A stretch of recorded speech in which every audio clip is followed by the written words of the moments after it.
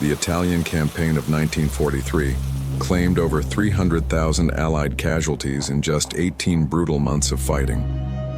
Mountain warfare in the Apennines proved particularly devastating. Entire companies would vanish into the fog-shrouded valleys, never to be seen again.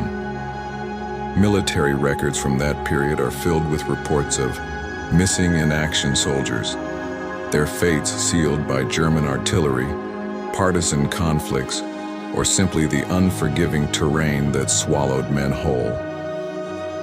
The 34th Infantry Division alone lost nearly 14,000 men during their push through central Italy, making it one of the bloodiest campaigns on European soil. But some battles don't end when the guns fall silent, and some soldiers never truly leave the battlefield. Staff Sergeant Michael Max Sullivan had seen enough dead crowds to fill a cemetery, but he'd never gotten used to the smell of cordite mixed with mountain pine. The 31-year-old platoon leader from Detroit had been running reconnaissance patrols through the Tuscan hills for 3 weeks straight, his soot-stained face bearing the 1,000-yard stare that comes from too many close calls and not enough hot chow.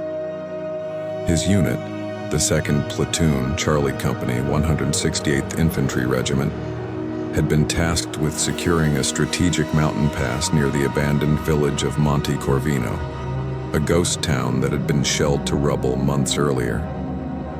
The ancient stone buildings clung to the mountainside like broken teeth, their empty windows staring down at Sullivan's foxholes with an unsettling vacancy that made even the most battle-hardened GIs uncomfortable. Corporal Jimmy Rodriguez from El Paso kept the men's spirits up with his harmonica playing, an endless supply of dirty jokes, while Private First Class Danny O'Brien, barely 19 and still writing letters to his sweetheart back in Boston, handled radio communications with the nervous efficiency of someone trying to prove himself worthy of the uniform. The October rain had turned their defensive positions into muddy graves, and the constant threat of German sniper fire from the ridgeline above meant that even taking a leak required tactical planning and a prayer.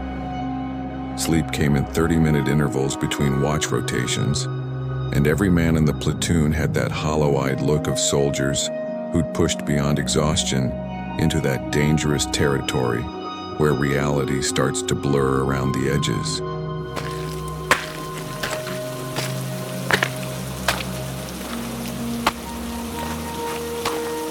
It started with the singing. At 02:30 hours during Rodriguez's watch, he swore he could hear voices drifting down from the abandoned church ruins above their position. Not German voices, mind you, but something else entirely. A low, haunting melody that seemed to weave through the rain like smoke rising and falling with an otherworldly cadence that made the hair on his arm stand up despite the October chill.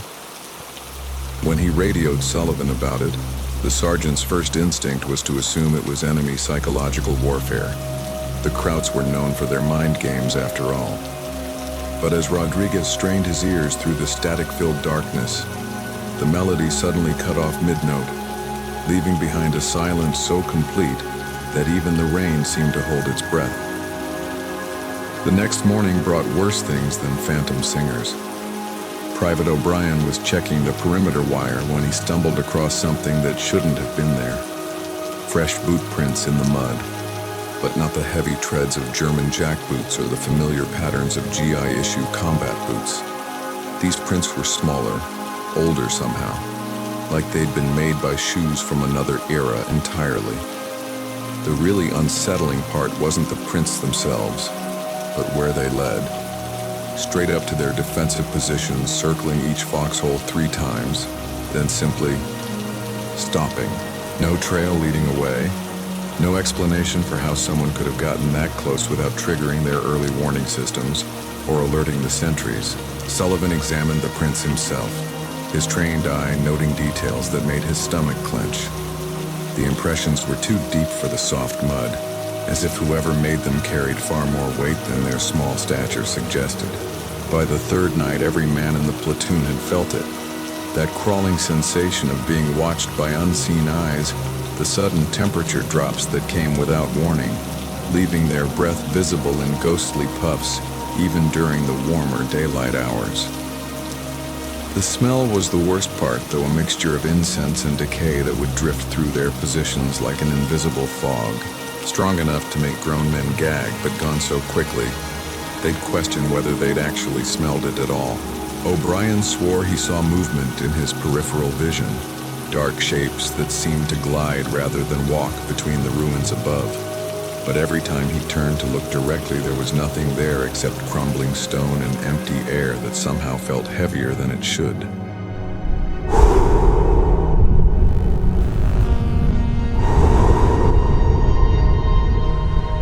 Sullivan wasn't the type to believe in ghost stories, but 3 tours of duty had taught him to trust his gut.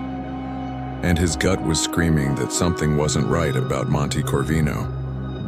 He sent Rodriguez and O'Brien to check the village records in what remained of the municipal building, hoping to find some rational explanation for the strange occurrences that were starting to affect his men's morale. Combat fatigue could make soldiers see things that weren't there. Sure, but when an entire platoon starts experiencing the same hallucinations, you start looking for other answers. The rain had stopped, but the oppressive atmosphere seemed to have settled over their position like a burial shroud, making even the simplest tasks feel like they were being performed underwater. What they found in the bombed-out archives made Sullivan's blood run cold. Monte Corvino had been the site of a massacre in 1944, not by German forces, but by retreating Italian fascists who'd suspected the villagers of harboring partisans. According to the surviving documents, 37 civilians had been executed in the church above their position, their bodies left to rot as a warning to other communities. The really disturbing detail was in a priest's journal they'd discovered among the rubble. The victims had been forced to sing hymns while they dug their own graves, their voices echoing through the valley until the final shots silenced them forever. Rodriguez crossed himself when he read that part, his usual cocky demeanor replaced by the kind of superstitious dread that comes from growing up in a culture that respects the power of the dead. That same night, the second incident shattered any remaining skepticism among the men. At precisely 02:30 hours, the same time Rodriguez had first heard the singing, every piece of metal equipment in their defensive positions began to vibrate simultaneously. Dog tags, belt buckles, rifle bolts, even the fillings in their teeth seemed to hum with an otherworldly frequency that made their bones ache and their vision blur.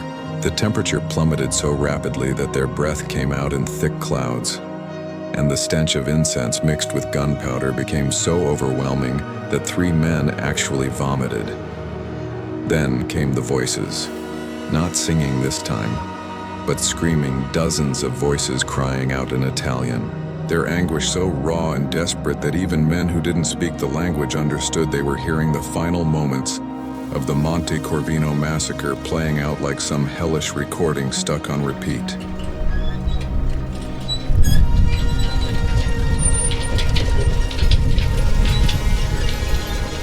Sullivan's military training kicked in even as his rational mind struggled to process what he was witnessing. Grabbing his radio with hands that shook like leaves in a hurricane, he called for immediate evacuation, his voice cracking as he tried to explain the impossible to a duty officer who'd probably think he'd finally snapped under the pressure. The response came faster than expected. Apparently, O'Brien had made it to the rear command post, babbling incoherently about ghosts and dead children, which was enough to convince the colonel that his forward reconnaissance unit was compromised. Within 20 minutes, they could hear the rumble of jeep engines making their way up the treacherous mountain road, headlights cutting through the supernatural darkness like searchlights probing the depths of hell itself. Rodriguez managed to collect the few personal effects they could grab, but every man in the platoon left something behind in those cursed foxholes. Whether it was equipment, sanity, or pieces of their souls, none of them could say for certain. As they loaded into the vehicles and began their retreat down the mountainside, Sullivan couldn't resist one final look back at the ruins of Monte Corvino. The ghostly figures were still there, standing motionless among the broken stones. But their expressions had changed from anguish to something that might have been gratitude. It was as if bearing witness to their suffering, acknowledging their existence, had somehow provided the comfort they'd been seeking for all these years. The phosphorescent glow began to fade as the convoy pulled away, and by the time they reached the valley floor, the church ruins had returned to their normal state of bomb-damaged anonymity. But Sullivan knew with the certainty that comes from having stared into the abyss that those 37 souls would be waiting there forever, ready to share their story with anyone brave or foolish enough to camp on their unmarked graves.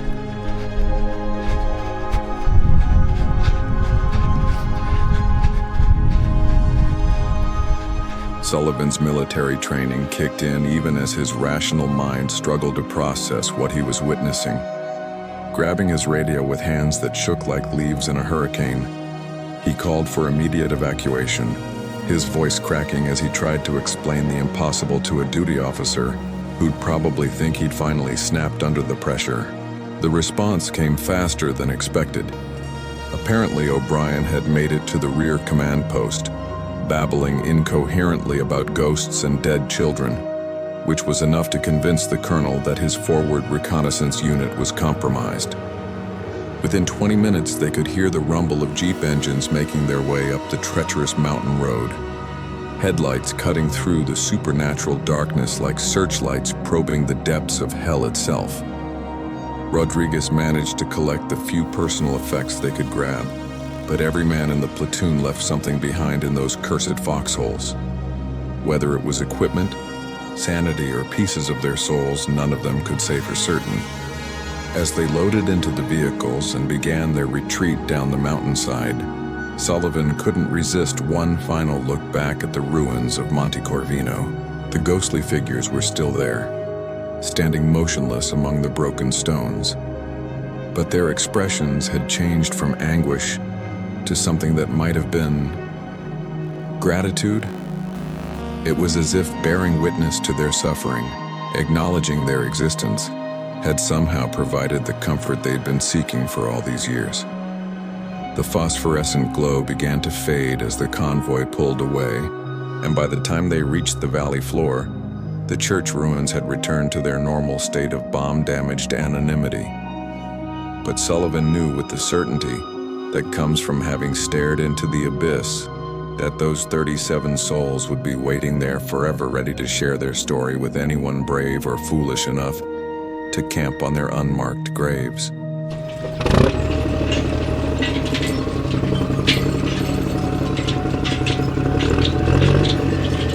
The official report listed the incident as combat fatigue requiring unit rotation, and within 48 hours, Sullivan's platoon had been scattered across 3 different companies, a standard military response to what the brass euphemistically called morale issues.